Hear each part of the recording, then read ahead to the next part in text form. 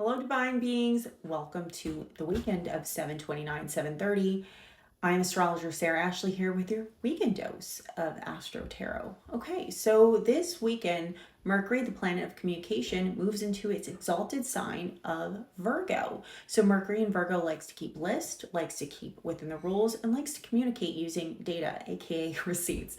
So a lot of people will be making plans during this time period, trying to structure their lives in a reasonable and healthy way. So perfect for back to school season, right? When plans and routines are coming back again, even though Mercury will be in a shadow phase. Well, it is in a shadow phase and will move into retrograde in 2 weeks, which means that communication, especially about data, numbers, figures, rules, facts, figures, all of that will kind of slow down for a minute. So that being said, I do have a back to school sale it started a couple days ago and it will run through August 15th.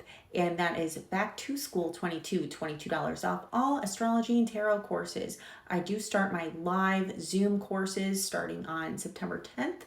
And I do not allow tons of people in the class so people can receive individualized attention and instruction. For those of you who don't know, I used to be a middle school and high school teacher for 13 years. So I do love teaching and my classes are very interactive. But if you know nothing about astrology or know very little, I do have pre-recorded Astrology 1 classes that you can watch on your own time and at your own leisure.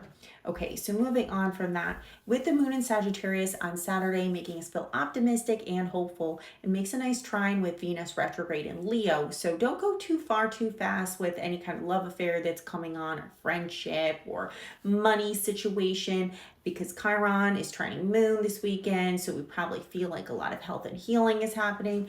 But with that moon squaring Neptune and Pisces with the mutable, don't get too caught up in fantasy land, especially with the Venus retrograde. Lilith's still squaring Uranus this weekend, which means a lot of people are making some unexpected choices in their life. And you're like, what is that? Why do they do that? They might be acting a little rebellious and strange and trying on some new clothes. Make sure you don't blow all your money in new wardrobe or hairstyle or plastic surgery or anything like that. It's Venus retrograde in Leo will destroy that. We'll destroy that pretty soon after that retrograde is over. So be careful. Don't do anything or be with anyone who you're going to regret. Moon will move into Capricorn Saturday night into Sunday. Moon in Capricorn is very stable. They don't get overly emotional. They're very emotionally controlled. This Moon in Capricorn will make a nice trine with Mercury and Mars, helping us to understand our reasons why. Why are we doing things in our life? And plan for the future in a good way. It's like, what are you going to do next? Well, the Moon in Capricorn will help you with that, help you move along in divine timing. And the Moon will also sextile Saturn. Now, Capricorn typically rules Saturn, but the Saturn's in Pisces and a retrograde. So helping us understand and dissolve any karmic ties that we have created in the past and kind of go back there with our childhood healing with that Chiron trine moon that we had on Saturday. All right, let's see what's to be expected with the tarot and oracle. See here. Okay, the High Priestess, very intuitive. You have an innate understanding of what's happening, and you're understanding and you're seeing clearly through people's bullshit. I really like that. All right, let's see what else is coming out with the Work Your Light Oracle deck.